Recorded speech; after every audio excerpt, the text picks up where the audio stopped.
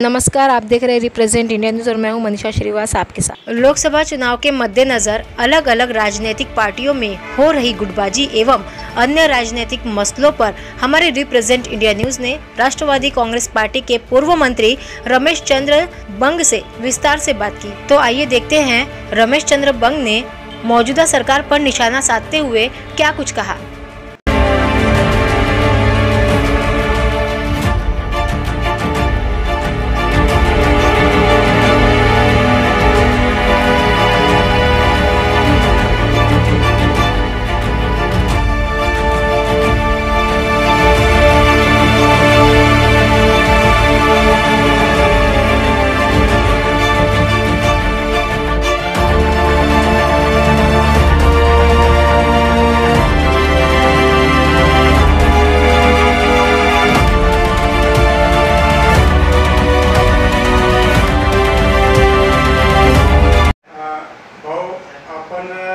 महाराष्ट्र राज्यामध्ये माजी राष्ट्रवादी काँग्रेस पार्टीचे वरिष्ठ पदाधिकारी आहेत आणि आपण या राज्यामध्ये मंत्री राहिले आहे, आपण माजी मंत्री आहे। सध्या काही दिवस अगोदर लोकसभाचे निवडणूक झालेले आहे आणि आता दुसरा महाराष्ट्रामध्ये। तर आपण कसं बघता या राजकारणामध्ये नरेंद्र मोदी भारताचे पंतप्रधान महाराष्ट्राच्या दौऱ्यामध्ये आहे, त्यांच्या म्हणणं आहे की 400 पार करणार आहे। आपल्याला कसं वाटते, काय म्हणणार आपण? मोदींनी 10 वर्षापूर्वी सत्ता स्थापित केली, त्यावेळी देशाच्या जनतेला फार मोठ्या प्रमाणाचे आश्वासन द्यायला शकले नाही। त्यामुळे लोकांमध्ये प्रचंड नाराजीचं वातावरण सगळ्या ठिकाणी देशात चालू आहे। या देश हा कृषीप्रधान देशाची अर्थव्यवस्था असल्यामुळे देशामध्ये कृषीच्या आधारित भावाला किंमत मिळत नाही, त्यामुळे शेतकरी नाराज आहे। या देशात युवकांना नोकऱ्या देऊ अशा प्रकारचं स्पष्ट आश्वासन मागच्या निवडणुकीच्या काळात त्यांनी दिलं होतं, त्याची पूर्तता त्यांनी केली नाही आणि जवळपास 2 कोटी लोकांना रोजगार देऊ अशा प्रकारचं म्हटलं। त्या ठिकाणी त्यांनी फक्त 10 वर्षात 20 कोटी लोकांना नोकऱ्या द्यायला पाहिजे होत्या, त्यापैकी 7 लाख लोकांना नोकऱ्या देण्यात आल्या। ही सुद्धा जनतेची फसवणूक त्या ठिकाणी झाली। त्या ठिकाणी महागाई कमी करू शकली नाही, उलट महागाई वाढलेली आहे। GSTच्या माध्यमातून या देशाच्या खुदरा व्यापाऱ्यांना म्हणजे लहान व्यापाऱ्यांना फार मोठ्या प्रमाणात त्या ठिकाणी भुगतान त्या ठिकाणी भोगावं लागते आणि त्याचा परिणाम तेहीसुद्धा फार मोठ्या अडचणीत आले आणि त्याच्यापासून एक GSTच्या नावानं फार मोठ्या प्रमाणात देशात लूट चालू केली आहे आणि त्यामुळे या लुटीमुळे या देशाचे व्यापारी वर्ग हा प्रचंड त्या ठिकाणी नाराज त्या ठिकाणी आहे। लोकशाहीपेक्षा लोकशाही मजबूत व्हावी याकरता देशाचं स्वातंत्र्य महात्मा गांधी साहेबांनी आणि पंडित जवाहरलाल नेहरूंनी वाढवलं, पण त्या हा देश सध्या हुकुमशाहीकडे चालला आहे। लोकशाही संपुष्टात येईल अशा प्रकारचे विचार अलीकडच्या काळात मांडून आले, त्यामुळे देशाची जनता 405 म्हणून लोकांना एक चुकीचं आश्वासन देतात आहे आणि त्या प्रकारचा एक वाईट धंदा या देशात चालू त्या ठिकाणी आहे। फोडाफोडीचं राजकारण फार मोठ्या प्रमाणात देशात चालू आहे। महाराष्ट्रामध्ये फोडाफोडीच्या राजकारणाच्या माध्यमातून या या राज्याचे उपमुख्यमंत्री यांनी अनेक प्रश्न फोडण्याकरता त्यांनी प्रयत्न केले, त्या त्यांनी पक्षही फोडले। त्यामुळे या फोडीचे राजकारण हे काही महाराष्ट्राच्या जनतेला आवडलं नाही, ते रुजलं पण नाही। त्यामुळे महाराष्ट्राचे शेतकरी, महाराष्ट्राचा युवा वर्ग, महाराष्ट्राचा सामान्य व्यापारी, महाराष्ट्राचा महिलावर होणारे अत्याचार ह्या सगळ्या गोष्टी पाहता अत्यंत नाराजीचा सूर प्रचंड सगळ्या थरात निघून येतो। नवीन नोकऱ्या न काढता त्या देशातील खाजगीकरणाकडे हा या सरकारचा उद्देश आहे आणि त्यामुळे जवळपास 2 लोकांकरता हे सरकार आणि 2 लोकांचंच सरकार आणि 2 लोकांकरता सरकार अशा प्रकारची या सरकारची व्याख्या आहे। त्यातून लोकांना प्रचंड नाराजीचा सूर ऐकायला मिळते आणि ते आपल्या मतदानाच्या माध्यमातून व्यक्त करतील अशा प्रकारची आशा मला आहे।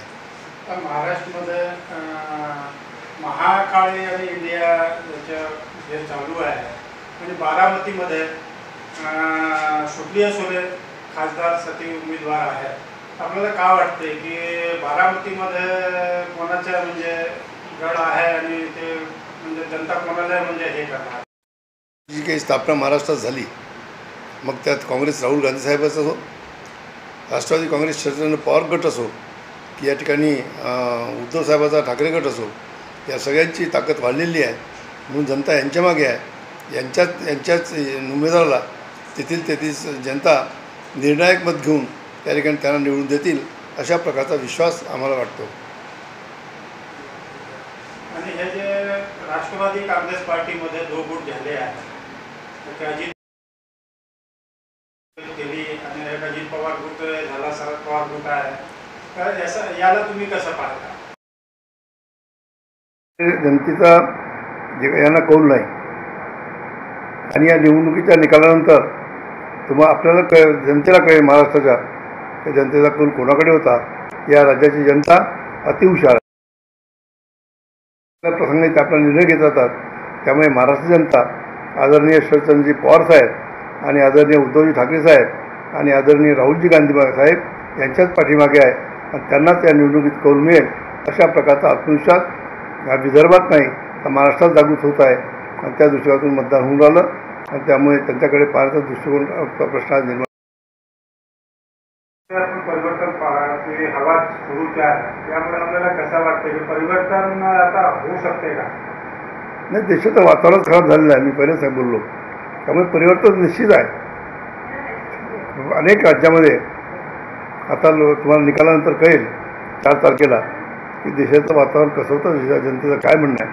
कारण की जनताच करते आणि खुर्चीवर बाजा करायचं कामसुद्धा जनताच करते.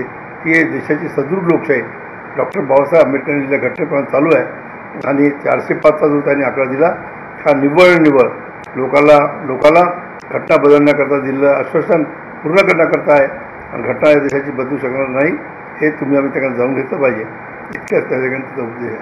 नितीन गडे नागपूरमधून खासदार उमेदवार होते. आता पहिल्या टप्प्यामध्ये आपल्या नागपूर ग्रामीण आणि याचे शहरचे निवडून झाले आहे. त्यांची अपेक्षा होती की 5 लाख मतांना निवडून येईल, पण नागपूरमध्ये आणि ग्रामीणमध्ये मग 66% पर्यंत झालेले आहे. यावर आपण कसं काय म्हणणार की काय होऊ शकतं? कमी मतदार हे नेहमी कोणत्याही मतदाराचं म्हणजे उमेदवाराचं भाग्य ठरविताना अडचण जात राहते. त्यामुळे त्याच त्याबद्दल कोणत्याही प्रकारचं काही भाष्य करणं हे योग्य वाटणार नाही. महाविकास आघाड़ी की अगर सरकार बनती है तो सबसे पहला कार्य उन्हें कौन सा करना चाहिए जिससे जनता का और विश्वास बढ़े? नाही, त्यांनी आपला ऑलरेडी जाहीरनामा दिलेला आहे. त्या जाहीरनाम्यामध्ये त्यांनी स्पष्टपूर्वक सांगितलं आहे की त्या जाहीरनाम्याचे 5 सुधारित कार्यक्रम त्यांनी दिला आहे. त्याच्या मदतीतून निश्चित त्याचा फायदा त्या राज्याच्या जनतेला होईल. त्यांनी सगळ्याच घटकांचं हित साधण्याचा संबंध त्या जाहीरनाम्यात केलेला आहे.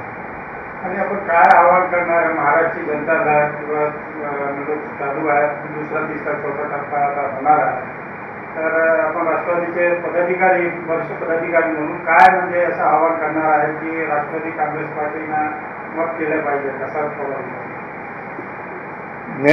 हे महाविकास आघाडी स्थापन झालेली आहे. त्यामुळे महाविकास आघाडीमध्ये 3 पक्ष आणि इतर 8 पक्षाचा मदत आहे. त्यात कम्युनिस्ट राईटवाले कम्युनिस्ट लेफ्टवाले सगळे झाले. त्यामुळे अनेक पक्षांनी त्यांनी पाठिंबा दिला आहे.